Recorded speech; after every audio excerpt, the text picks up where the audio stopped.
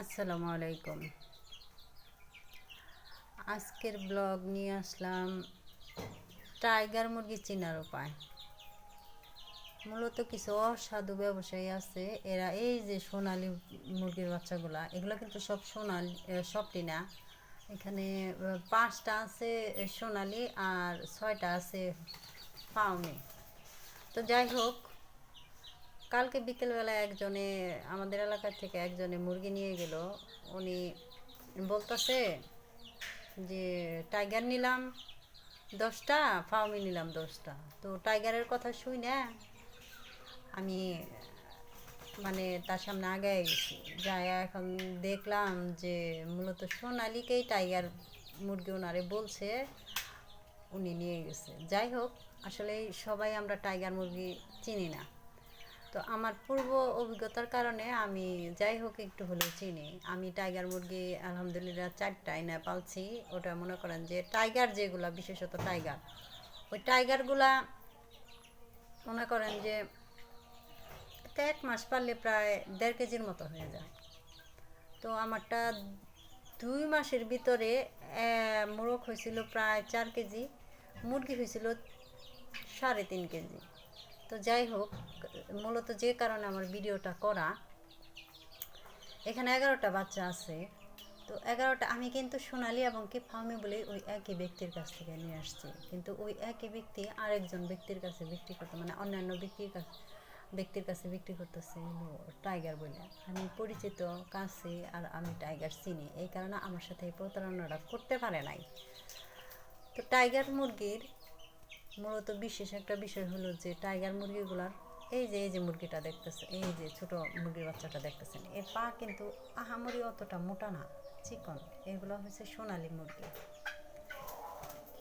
মুরগি কিন্তু এগুলা কিন্তু একটাও টাইগার না। এখানে ওই যে কালোটা চিনতে পাওয়া যায়, এর বিশেষ কারণ হলো কালো সাদার মধ্যে সিট থাকে, এই কারণে এরা ফাউমি, এই কারণে বুঝতে পারা যায়।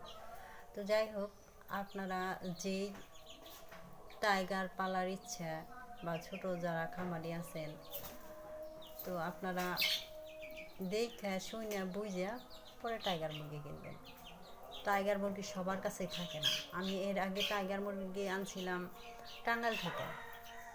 টাঙ্গাইল ওই হাঁস মুরগি, পাখি খাবারগুলা যে বিক্রি করে না পার্কের বাজারের সাইডে যে দোকানগুলা, এখন আমার দোকানের নাম মনে আসতেছে না।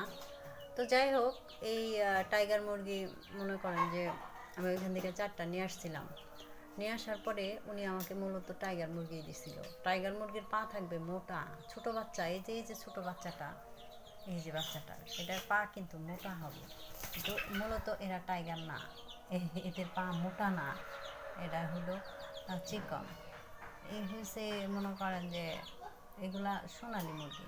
এগুলো সারা 6 মাস 7 মাস পারলেও দেখা যাবো যে 4-5 কেজি হবো না, মোরগ হলেও হতে পারে। কিন্তু টাইগার মুরগি আপনি 1.5 মাস পারলেই দেখবেন যে প্রায় 3 কেজি, প্রায় 2.5 কেজি এরকম হয়েছে। তো যাই হোক, আমি অত বড় করে করি নাই, ছোট করে। আমার আরও কয়েকটা আছে মুরগি, যে ফার্মগুলা 6 মাস পরে ডিম পারে। আমার কাছে আছে একটা, কিন্তু শুরুর দিকে তো একদিন পর পর ডিম পারতেছে। তো আমি এরকম রুমের ভিতরে আটকেই রাখি, রাইখে রাইখে লালন পালন করতেছি। যদি এগুলা গ্রামে আমরা যারা বাস করি, তারা যদি একটু ছাইড়ে দিয়ে পালতে পারি, তাহলে সব থেকে বেশি ভালো হয়। এগুলা তাড়াতাড়ি ডিমও পারে। তো তাই যে বিষয় নিয়ে কথা বলতেছিলাম, সেই বিষয়টা হলো যে টাইগার মুরগি আপনারা চিনবেন কিভাবে? বাচ্চাগুলোর কাছে যাওয়া যাইতেছে না, না হলে আমি ধরেই দেখাইতাম। এইখানে ঘরে ওঠা হয় নাই, তো বারান্দায় ছাইড়া দেওয়া হয়েছে। তো সামনে এই যে গ্রিল আছে, ধরতে গেলে দেখা যাব যে বাহিরে চলে যাব। তো এইখানে কেউ থাকে না, এই কারণে এই ঘরের বারান্দায় আর কি রাখা হয়েছে, এই ছেড়ে দিয়ে রাখা হয়েছে। যাই হোক, এখন কথা হয়েছে যে আপনারা এই টাইগার মুরগি চিনবেন হলো এই যে বাচ্চাটা দেখতেছেন, এটার কিন্তু পা অতটা মোটা না। এটা হলো একটু সোনালি, ঠিক আছে, সোনালি। আবার এই যে কালো বাচ্চাটা দেখা যাইতেছে ভাবতেছেন যে দেশি না, এটা দেশি না। তো আপনার যে সোনালির মধ্যে পড়ে, কালো কালারের মধ্যে, যাই হোক। এখন ফার্মে মূলত খারাপ না, ভালোই, পালতে পারলে ভালোই।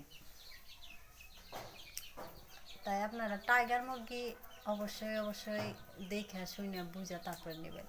দোকানিকে যায় না হলে বলবেন যে আপনি 10 টাকা আমার কাছ থেকে বেশি নেন, কিন্তু আমি শখ করে একটা জিনিস পালবো, আমাকে টাইগার মুরগিটা এনে দেন। এই হলো আজকের মূল কথা, যে আপনারা প্রতারিত হবেন না। অনেক প্রতারক ব্যবসায়ী আছে যারা নিজের সততা নিয়ে কাজ করে না। কালকের বিষয়টা আমার খুব খারাপ লাগছে, তাই আজকে আর কি আপনাদের সাথে শেয়ার করলাম। তো এরকম হাঁস মুরগি নিয়ে আমি সামনে আরও কথা বলবো, কারণ আমার অভিজ্ঞতা, আমার যেটুকু অভিজ্ঞতা হয়েছে, আমি যেটুকু শিখছি, যদিও আমি খুব ছোট্ট একটা, মনে করেন যে হাঁস মুরগির খামারি, আস্তে আস্তে অবশ্যই শুরুতে আমি করতেছি, মানে দেখতেছি যে কেমন আমি করতে পারি, অল্প অল্প করে নিয়ে চেষ্টা করতেছি, কারণ আমারও শেখার অনেক কিছু আছে। আমার যেটুকু অভিজ্ঞতা, মানে আমি যেটুকু লালন পালন করে বুঝতে পারছি, ওইটুকুই মনে করেন যে আপনাদের সাথে আমি শেয়ার করলাম। তো যাই হোক, ভালো থাকবেন। আজকের মতো বিদায় নেই। আসসালামু আলাইকুম।